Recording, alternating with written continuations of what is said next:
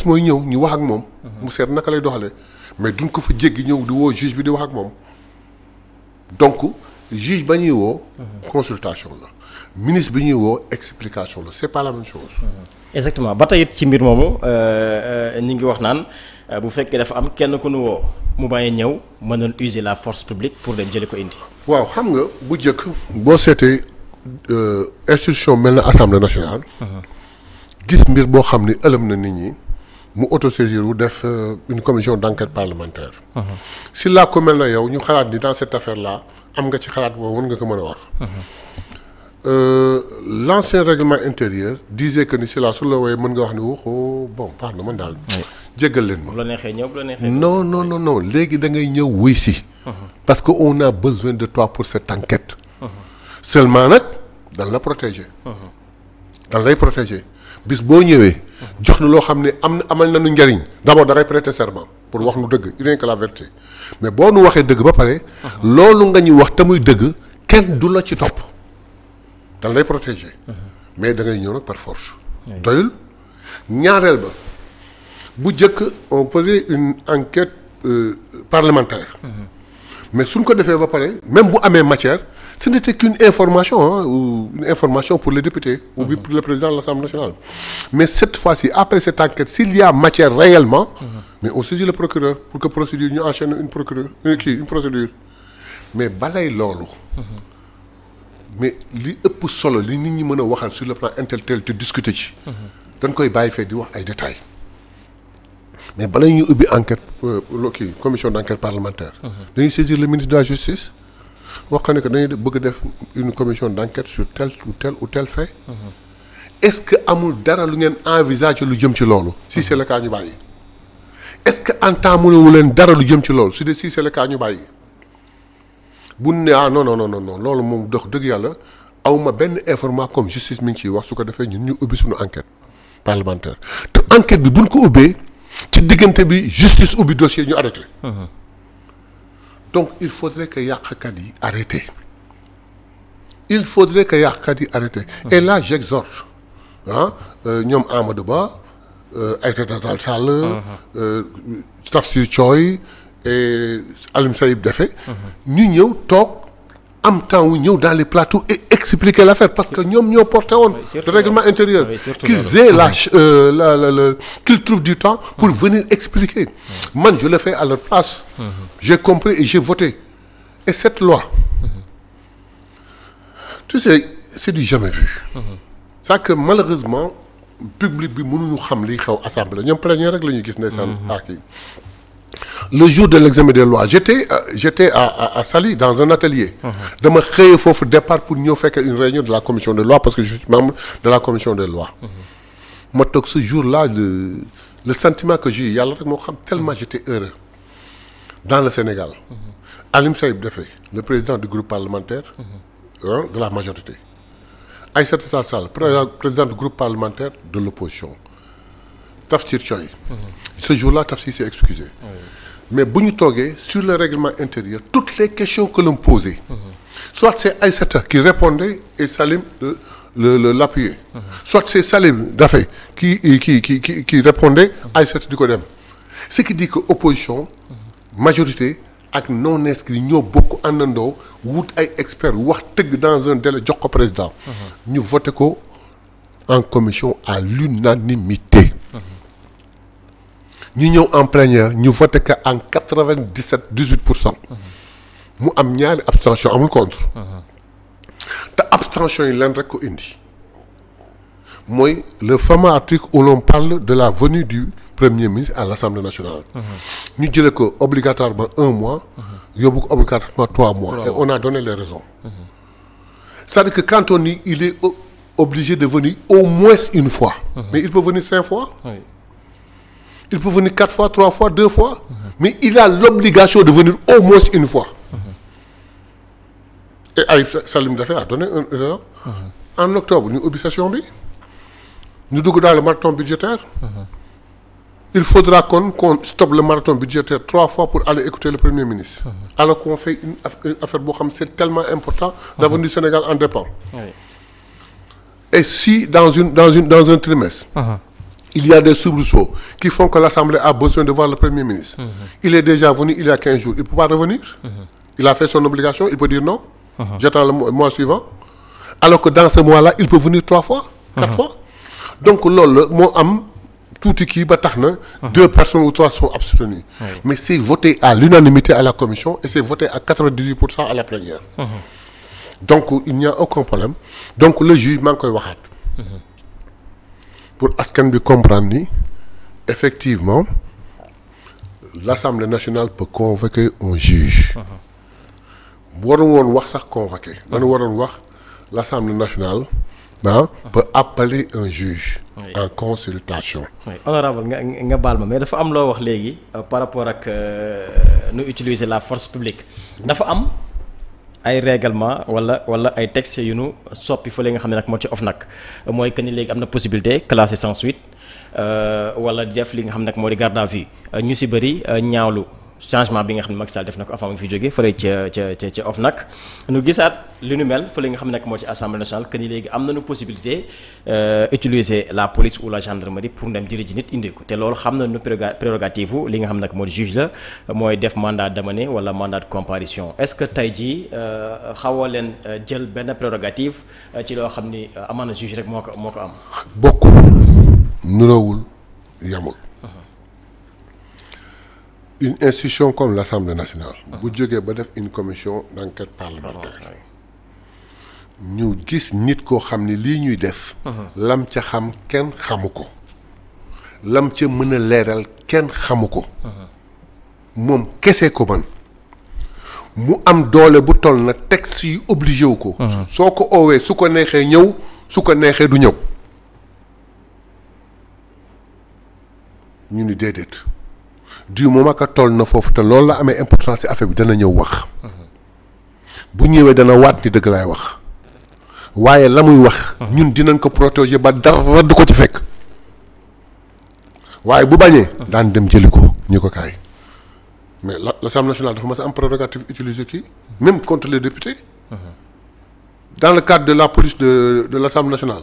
le président de l'Assemblée nationale. même contre ces députés. am na députés yoo xam niveau boo xam boo fa àggee de sabotage ou de perturbation mais il peut faire appel aux forces de l'ordre pour ñu génne la ñaata yoon la fi am. donc c'est pas une répression c'est pour obliger quelqu'un à venir. et en donner les détails pour que ñu mën a suñu enquête mën a jaar convenablement maintenant. ñu jël ko bëgg ko comparer avec l'OFNAC c'est une grosse erreur. l'OFNAC balay waaj di dem. daf ko tëggin boo xam ne kenn mënu ko wax. dafa jël nit koo xam ne dañ koy joxañ di ko sànni nen ba mu takk répp ñu jël ko sang ba mu set yóbbu ko. teg ko ci benn place. de la République sax mënul ci moom dara. jox koy prérogative yoo xam ni. ñi sàcc alalu réew mi ñi lëjjal am na ñi lëmbal alalu réew mi. ñu ni kenn mënu ci wax ku dul moom. te ba mu toogee ba léegi dégg goo ko mu ngaan ci loolu. ci wàllu enrichissement illicite. enrichissement illicite. keneen ñemewu ci wax ku dul moom te kenn ku commencé ci wax su la ne noppi da ngay noppi. kenn mu ci dara foog ñu toog ba juróomi atam mat. OFNAC dañ koy dindi sànn ca àll ba. defar benn structure xool enrichissement illicite kan lañ koy jox ku ko war a lijjanti mu topp ko parce que ñun dañu digge woon ni képp koo xam ne lekk nga alal askan bi wala nga seq te moomoo ko di nga ko yàppi. donc loolu ñuy wax. obligation boobu Assemblée nationale di def nit pour mu ñëw wuy si ak li nga xam ne OFNAC daf koy def c'est pas la même chose. bokkuñu yamuñu nuroowuñu il faut que ñu dina amalgame boobu. exactement honorable mbirub deuxième vague fële ci Assemblée nationale ñeel la haute cour de justice loolu lan lañ ci mën a am comme information parce que amoon na 5 ministres yu ñu fa yóbbu woon voté la résolution de mise en accusation déglu leen après nu dem jàkkaarloog la commission d'instruction. actuellement am na ñoo xam ni ñu ngi ci kaso bi am ñu nekk sous contrôle judiciaire mais boobaak léegi mu mel ni haute cour de justice moom déggaatuñ ko ci dara par rapport ak ay dossiers yu ñuy xaar ni fële ci Assemblée nationale. haute cour de justice li ñu ko jox. te mu yor ko jaar nañ ko fi nga ko war a jaar. premier obstacle bi dafa am ñoo xam ne bala muy agir. ils sont d'abord députés il faut ñu lever seen immunité. donc lever nañ seen immunité. mu desaat ñu wax leen ni leen. juróom yi pour nga mën a def dara foog nga def benn procédure de mise en accusation.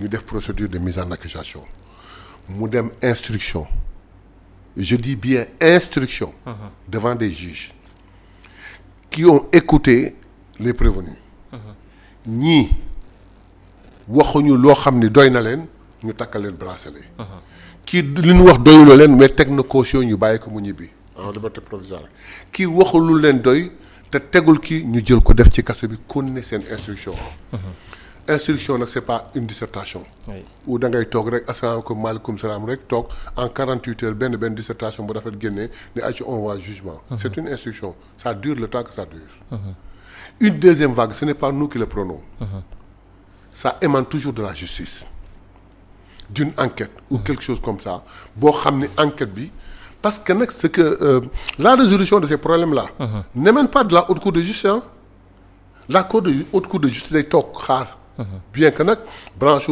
justice la mais la justice ordinaire un juge mooy toog di def enquête am ba daj ci benn mbir di ko topp ba daj ci benn nit koo xam ne kii day sañu ma ko woo sañu ma ko jàpp sañu ma ko déglu pourquoi parce que dafa am immunité parlementaire mu ñaan assemblée teggal ko pour mu déglu ko bu ko dégloo ñun ni ko déedéet yow waroo koo déglu njortu nga xalaat nga waaye yow amoo maqaama déglu ko haute cour de justice moo koy déglu mu soogay jaar fa mu jaar mu ñëw ñu xool dossier bi def benn procédure de mise en accusation su paree mu dem donc si deuxième vague il devait y avoir ça n'émane pas de la haute cour de justice ça doit émaner de la justice et attendons te nag entre nous bu ñu xoolee en tant que sénégalais di wax li ñuy reprocher juróom yooyu mais am na ñeneen ñoo xam ñu ngi leen ko reprocher le rapport tudd la ñoom rek donc xëy na mën na am deuxième vague normalement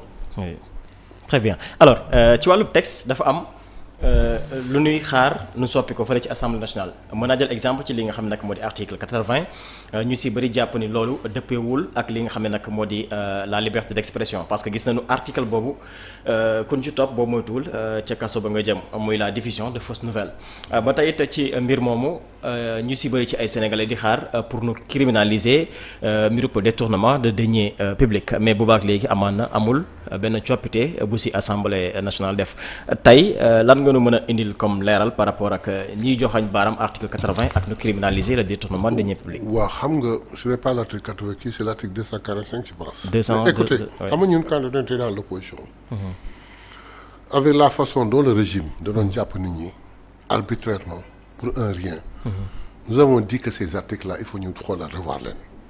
c'est nous qui nous étions engagés. ñoo waxoon ni lii foog ñu wax ko. mais ñun bu ñu ñëwee dafa am beneen façon bu am. il faudrait que Sénégal yi ñu conséquent. da ngay gis ku toog léegi ci télévision. wax lu ko neex. nam ko neexee fam ko neexee. soit en frustrant un Sénégalais bu innocent. soit mu jël ñàkk teggin ngoo xam ne teg ko ci kilifa. foog nga yar Sénégalais yi soo koy def am na ñoo xam kenn laal leen kenn jàpp leen ils sont toujours dans les médias di wax lu ne kenn woowu leen. mais li ma ci gën a metti. On va chercher des gens yoo xam ni vraiment ñu ngi woon ci seen cadre di liggéey. ñu kii tailleur soit kii animateur ou quelque chose comme ça. ñu jël leen def leen au devant de la scène dugal leen ñu nekk un toutologue. comme maa ngi ab benn expression ñu nekk un toutologue. c'est-à-dire qu'ils parlent surtout et ils sont experts en tout. xam lépp. mais di wax ak une arrogance boo xam ni dañ koy seetaan. mais Sénégal pour nga defar ko foog nga defar merci yi. foog nga defar merci. nit war na mën a toog un chef de l'État. àddina yëpp di dégg. nga toog di wax sama chef de l'État lii sama chef de l'État yi sama chef de l'État di loolu dafa rafet loolu lu teggin la li nga wax chef de l'État nga ko ñeme wax ko benn kilifa dina xool. les gens trouvent normal boo tuddee kilifa diina. ñu raq sa ndigg. boo raqul sa ndigg sax ñu ne bu état bi waxul ñun ñu wax. tey mu tudd kilifa. boo xam nag nan ma baal waxin bi. mais ci dogal même bu kilifa diine bi nekkee kilifaam ci wàllu diine moom mooy kilifaam ci wàllu aada. nga nangu ñu teg loolu ci kawam. il faudrait que pour ces articles là qu'on les touche que Sénégal yi dem au rang. ñu changer waxin bi changer doxin bi. wax dëgg nag moom lay laaj ñëpp. li ma wax nag taxul boo amee dëgg doo ko wax. lu mu metti su fekkee am nga loo xam ne gis nga ko te muy dëgg te nar a yàq. wax ko d'ailleurs sax c'est la raison pour laquelle le président de la République a dit que il faudrait que ñu protéger les lanceurs d'alerte. mais day fekk la ngay wax nga xam ko. am preuve yu leer te xam ne lii dafay yàq. absolument nga lancer alerte bi. mais toog rek di wax lu la neex. il se cache derrière deux expressions. la liberté d'expression et la liberté d'opinion. mais la liberté d'expression ne te permet pas nga ñëw yàq deru jàmbur. saaga jàmbur ñàkk wormaal jàmbur. la liberté d'opinion toi tu penses comme ça je peux penser autrement mais dans la correction. sans que may offenser quoi qui que ce soit. mais ñoom il se cache derrière ces expressions. il sax mën nañu ci yokk beneen sax quand il s'agit d'un journaliste. la liberté de presse la liberté d'opinion la liberté d'expression. ce n'est pas un fourre-tout ce n'est pas une expression qui permet tout. il faudrait que les gens le comprennent comme ça. ensuite c'est l'État qui devait faire ces démarches-là. Et nous envoyer des projets de loi que nous allons étudier et voir, bien que nous, on peut faire des propositions de loi en ce sens. Mais quoi qu'il en soit, moi je trouve personnellement que c'est pas le moment. Oui. Criminalisation du détournement de deniers publics. Oui, non, attendez, parce que là aussi ça pose problème. Les gens pensent trop rapidement à la criminalisation. Déjà, dans la question précédente, sur l'affaire des deniers publics, les affaires sont en instruction. C'était tellement agité, mais maintenant c'est devenu calme. Les gens se disent waaw léegi dugg na en instruction kenn déggatul dara. Pourquoi? Parce que c'est en instruction. mais loolu criminalisation des deniers publics boo ko dugalee à la criminalisation bu ñëwee à l'instruction mais am na un délai très long. pour l'instruction ça peut faire plus de 2 ans. donc autant nga bàyyi ko fu mu nekk mais en punissant sévèrement. mën nañu yokk la punition mais pas. criminalité. waaw parce que Sénégalais lu nu mënul comprendre mooy nit sàcc ay milliards dem cautionné nu bàyyi ko mu ñibbi këram koo xam tey jii bu sàccee 15 000 francs amaana boo demee mandat dépôt lay mujjee loolu la Sénégalais mënul comprendre. il faudrait que nit ñi comprendre benn yoon